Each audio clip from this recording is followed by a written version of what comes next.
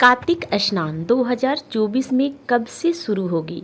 तिथि, महत्व और पौराणिक कथा। कार्तिक स्नान हर साल कार्तिक मास में किया जाता है।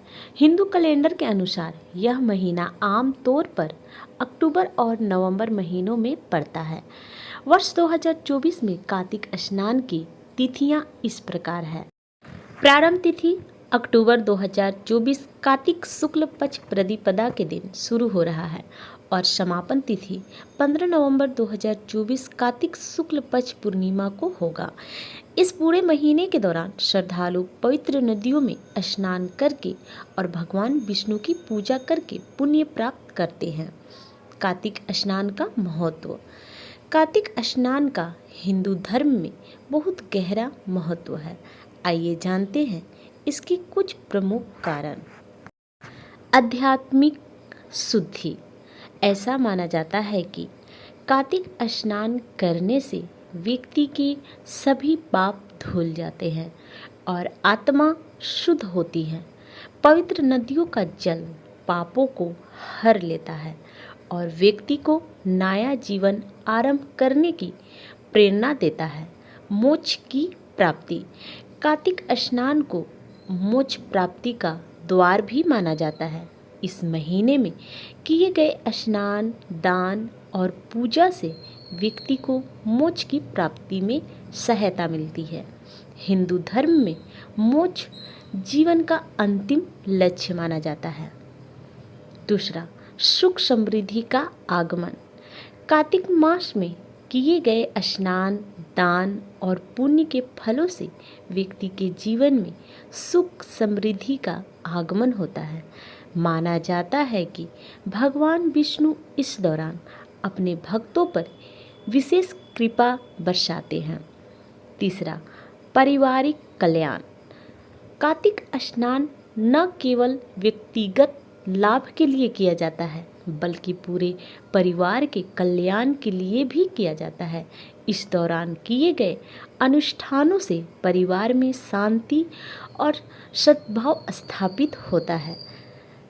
चौथा, भगवान विष्णु की कृपा। कार्तिक स्नान भगवान विष्णु को प्रसन्न करने का एक उत्तम तरीका है। भक्त इस महीने में उनकी पूजा करके उनका आशीर्वाद प्राप्त करते हैं। भगवान विष्णु के आशीर्वाद से व्यक्ति के जीवन में सभी कष्ट दूर हो जाते हैं और मनोवांछित फल प्राप्त होते हैं। कार्तिक स्नान की विधि। कार्तिक स्नान एक सरल अनुष्ठान है जिसे कोई भी श्रद्धालु अपने घर में कर सकता है। इसकी विधि इस प्रकार है। पहला, सुबह जल्दी उठें। कार्तिक स्नान करने के लिए सूर्योदय से पहले उठना शुभ माना जाता है। दूसरा, स्नान करें। सबसे पहले स्नान करके स्वयं को स्वच्छ रखें। तीसरा, साफ कपड़े पहने। पूजा के समय साफ और धुले हुए वस्त्र पहनना चाहिए। चौथा, पूजा स्थल को साफ करें। पूजा करने से पहले पूजा स्थल को साफ करके गंगा जल से शुद्ध करें। भगवान विष्णु की प्रतिमा या तस्वीर स्थापित करें।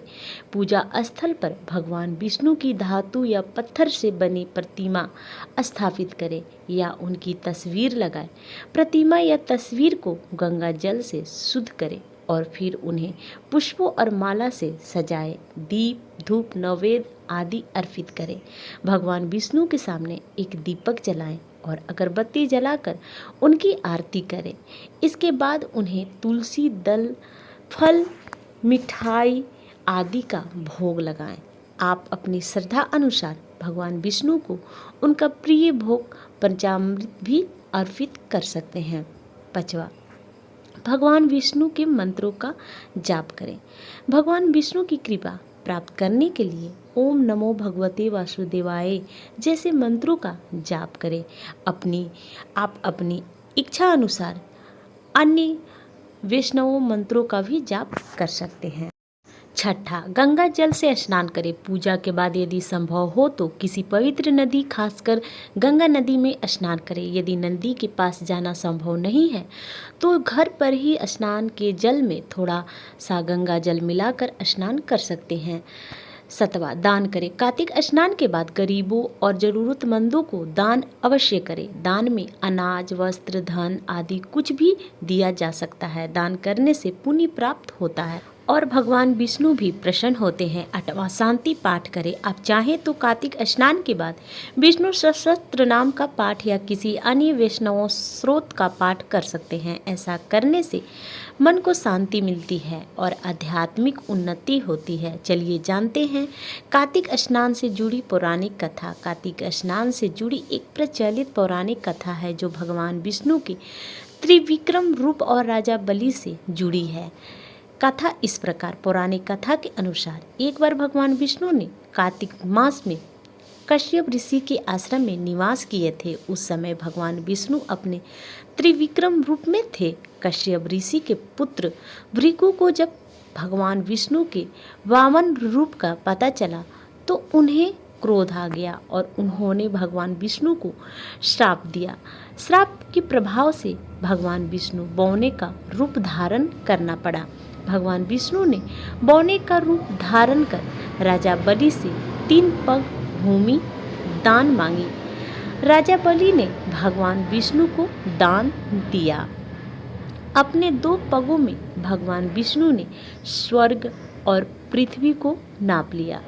तीसरे पैर से उन्होंने पाताल लोक को नापना शुरू किया। वैसे ही राजा बलि के गुरु शुक्राचार्य को डर हुआ कि भगवान विष्णु पाताल लोक को भी नाप लेंगे। तीसरे पैर से उन्होंने पाताल लोक को नापना शुरू किया। वैसे ही राजा बलि के गुरु शुक्राचार्य को डर हुआ कि भगवान विष्णु पाताल लोक को भी नाप लेंगे। इसलिए उन्होंने राजा बलि को अपना पैर वापस खींचने के लिए कहा। भगवान विष्णु ने अपना पैर रोक लिया और राजा बलि को स्वर्ग का राजा बना दिया। इसी दिन से कार्तिक मास की शुरुआत हुई और कार्तिक स्नान का महत्व स्थापित हुआ। दोस्तों, मेरी वीडियो आप सभी को पसंद आ रही हो तो प्लीज़ मेरे चैनल को लाइक करें, सब्सक्राइब करें और बेल आइकन दबाना बिल्कुल भी ना भूलें ताकि मेरे आने वाले वीडियो का नोटिफिकेशन आप तक पहुंच पाए। धन्यवाद।